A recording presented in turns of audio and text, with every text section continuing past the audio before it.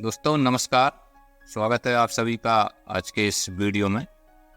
आज के इस वीडियो में हम मारुका इल्ली की रोकथाम और कुछ अच्छे कीटनाशकों के बारे में चर्चा करेंगे, तो पूरा वीडियो बिल्कुल गौर से देखिएगा। दोस्तों मारुका इल्ली जो है, इसे हम मूंग का काल भी कह सकते हैं, क्योंकि जब इस इल्ली का अटैक होता है तो ये आपकी मूंग की फसल को 80% तक नष्ट कर सकती है।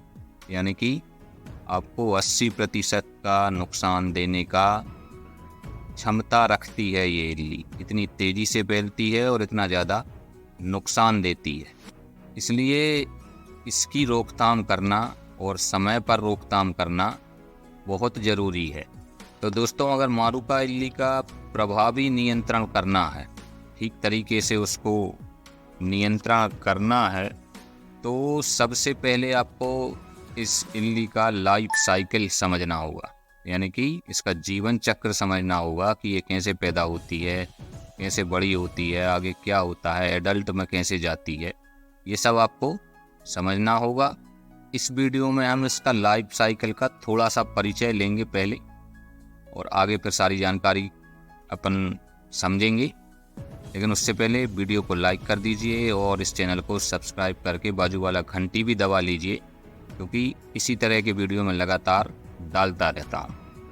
तो दोस्तों, स्क्रीन पर जो पतंगा दिख रहा है, इसको गौर से देखिए।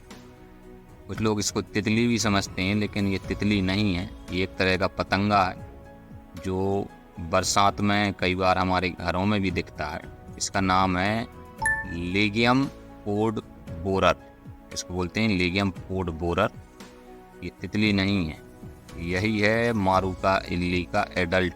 ये पतंगा छोटे छोटे अंडे देता है आपकी फसल के पत्तों पर, फूलों पर, और उनसे ही जो लार्वा निकलता है, छोटी सी जो इल्ली निकलती है, उसी का नाम है मारुका।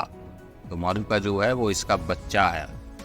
अब अगर आपको इस इल्ली को पूरी तरह से कंट्रोल करना है तो हमें इसके अंडे ही नष्ट करने होंगे, क्योंकि पैदा होने के बाद ये लार्वा जो है, आप जानते हैं कि फूलों में छिप जाता है या फिर पत्तों को जाले से जोड़ करके उनके बीच में छुप जाता है, जिससे हमारे कीटनाशी की दवा के संपर्क में नहीं आती और फिर ये इल्ली मरती नहीं है। तो इसलिए हमें इसको अंडे के रूप में ही ख़त्म कर देना है। अगर अंडे के समय ही इसको 60-70% तक ख़त्म कर दिया तो बाद में इसे कंट्रोल करना बहुत आसान हो जाएगा। इसलिए आपको ध्यान रखना है कि मूंग की फसल के शुरुआती दिनों से ही लगातार ऐसे कीटनाशकों का उपयोग करें जिनमें ओविसाइडल एक्शन होता है। ओविसाइडल एक्शन यानी अंडों को नष्ट करने की क्षमता जिन कीटनाशकों में होती है, वही आपको यूज़ करनी है। ऐसे कुछ कीटनाशियों के नाम मैं बता रहा हूँ। जैसे पहला है फिप्रोनिल। ये अंडों को नष्ट कर सकता है, लार्वा को भी नष्ट कर सकता है। दूसरा है इमिडाक्लोप्रिड। ये भी अंडों को भी नष्ट कर सकता है और लार्वा को भी नष्ट कर सकता है। तीसरा है पायरिप्रोक्सीफेन।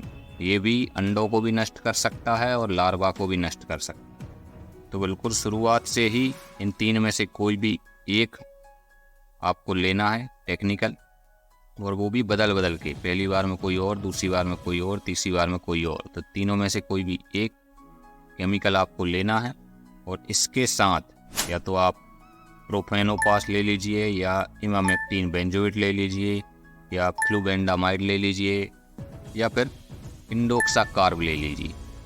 ये 3 टेक्निकल हैं जो इल्लियों को मारते हैं। सभी प्रकार के लीफ फोल्डर को मारते हैं, पोड बोरर को मारते हैं, लीफ माइनर को मारते हैं, और हरी इल्ली, तंबाकू की इल्ली, सेमी लूपर, सबको मारते हैं।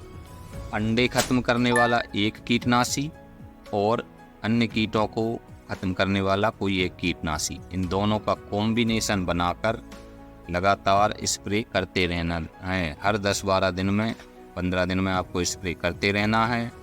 बार बार खेत को देखते रहना है। और ये जो पतंगा दिखाया था पहले, ये अगर आपके खेत के आसपास दिख जाए तो तुरंत समझ जाना कि मारू का इल्ली आने वाली है और आप दवा छिड़काव शुरू कर दीजिए। अगर देर हुई तो फिर इसको कंट्रोल नहीं कर पाएंगे। तो इस प्रकार यदि हम बिल्कुल सटीक टाइमिंग से बिल्कुल सही कीटनाशक का उपयोग करेंगे तो मारूका को आसानी से कंट्रोल किया जा सकता है। तो चलिए दोस्तों, मिलते हैं मेरे अगले वीडियो में। अगले वीडियो में मैं आगे इन सब केमिकल का टेक्निकल का यूज़ कैसे कैसे करना है ये सब बताऊंगा। तब तक के लिए बहुत बहुत धन्यवाद। जय हिंद, जय भारत।